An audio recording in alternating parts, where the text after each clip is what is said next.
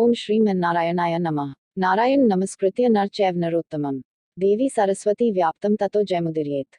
श्री विष्णु पुराण प्रथम अंश 14वां अध्याय। प्राचीन वय का जन्म और प्रचेताओं का भगवदाराधन।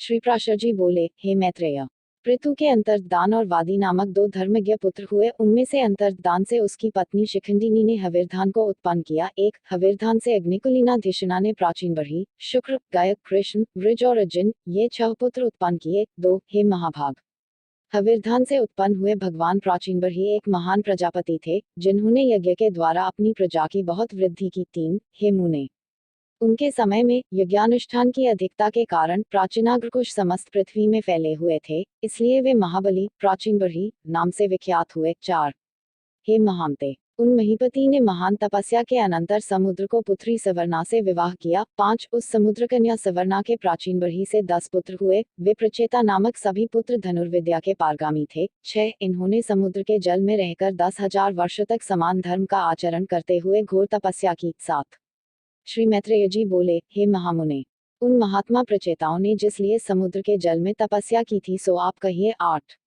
श्री प्राशर जी कहने लगे, हे मैत्रेय, एक बार प्रजापति की प्रेरणा से प्रचेताओं के महात्मा पिता प्राचीन बरही ने उनसे अति सम्मानपूर्वक संतानोत्पत्ति के लिए इस प्रकार कहा। 9 प्राचीन बरही बोले, हे पुत्रों, देवादिदेव ब्रह्मा जी ने मुझे आज्ञा दी है कि तुम प्रजा की वृद्धि करो, और मैंने भी उनसे बहुत अच्छा कह दिया है। 10 अतः हे पुत्रगण, तुम भी मेरी प्रसन्नता के लिए सावधानता पूर्वक प्रजा की वृद्धि करो, क्योंकि प्रजापति की आज्ञा तुमको भी सर्वथा माननीय है। 11 श्री प्राशर जी बोले, हे मुने, उन राजकुमारों ने पिता के ये वचन सुनकर उनसे जो आज्ञा ऐसा कहकर फिर पूछा। 12 प्रचेता बोले, हे तात, जिस कर्म से हम प्रजावृद्धि में समर्थ हो सके उसकी आप हमसे भली प्रकार व्याख्या कीजिए। 13 पिता ने कहा, वरदायक भगवान विष्णु की आराधना करने से ही मनुष्य को निसंदेह इष्ट वस्तु की प्राप्ति होती है और किसी उपाय से नहीं। इसके सिवा और मैं तुमसे क्या कहूँ। 14 इसलिए यदि तुम सफलता चाहते हो तो प्रजावृद्धि के लिए सर्वभूतों के स्वामी श्री हरि गोविंद की उपासना करो। 15 धर्म, अर्थ, काम या मोक्ष की इच्छा वालों को सदा अनादि पुरुषोत्तम भगवान विष्णु की ही आराधना करनी चाहिए।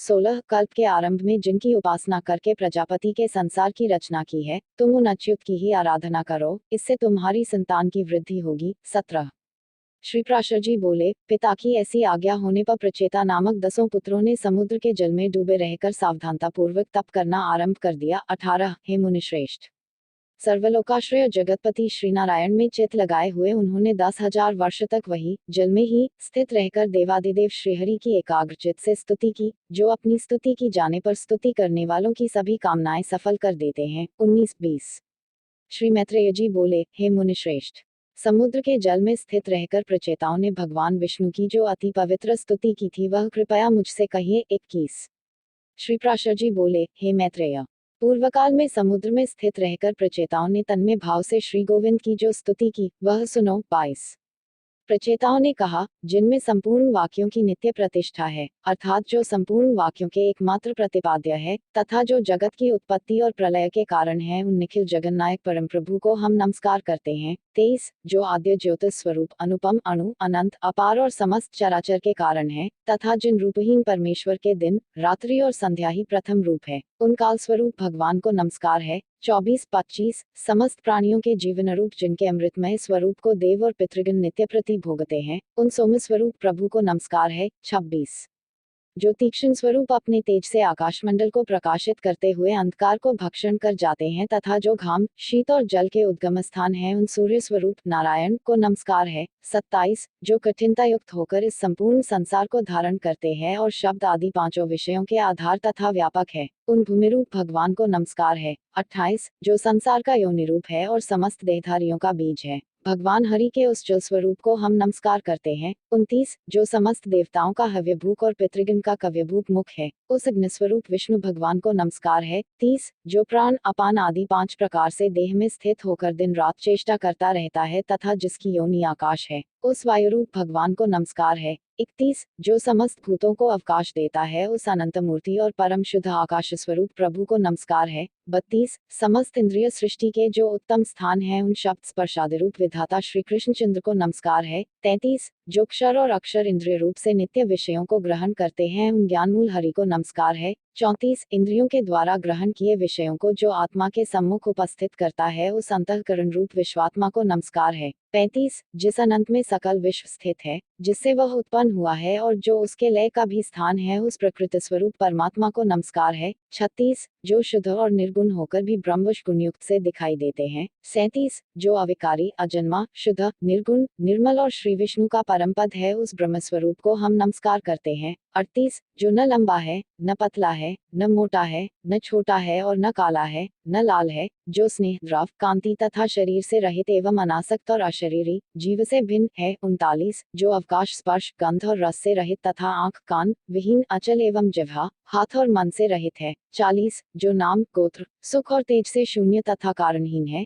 जिसमें भय भ्रांति निद्रा जरा और मरण इन अवस्थाओं का अभाव है। 41 जो अर्ज रजोगुणहित अशब्द अमृत अपलुत गति शून्य और असंवृत अनाच्छादित है एवं जिसमें पूर्वापर व्यवहार की गति नहीं है वही भगवान विष्णु का परम पद है। 42 जिसका ईशन शासन ही परम गुण है, जो सर्वरूप और अनाधार है तथा जिह्वा और दृष्टि का विषय है, भगवान विष्णु के उस परम पद को हम नमस्कार करते हैं। 43 श्री प्राशर जी बोले, इस प्रकार श्री विष्णु भगवान में समाधिस्थ होकर प्रचेताओं ने महासागर में रहकर उनकी स्तुति करते हुए 10,000 वर्ष तक तपस्या की। 44 तब भगवान श्रीहरि ने प्रसन्न होकर उन्हें खिले हुए नील कमल की सी आभायुक्त दिव्य छवि से जल के भीतर ही दर्शन दिया। 45 प्रचेताओं ने पक्षीराज गरुड़ पर चढ़े हुए श्रीहरि को देखकर उन्हें भक्तिभाव के भार से झुके हुए मस्तकों द्वारा प्रणाम किया। 46 तब भगवान ने उससे कहा, मैं तुमसे प्रसन्न होकर तुम्हें वर देने के लिए आया हूँ, तुम अपना अभीष्ट वर मांगो। 47 तब प्रचेताओं ने वरदायक श्रीहरि को प्रणाम कर जिस प्रकार उनके पिता ने उन्हें प्रजावृद्धि के लिए आज्ञा दी थी वह सब उनसे निवेदन की। 48 तदनंतर भगवान उन्हें अभीष्ट वर देकर अंतर्धान हो गए और वे जल से बाहर निकल आए। 49 इति श्री विष्णु पुराणे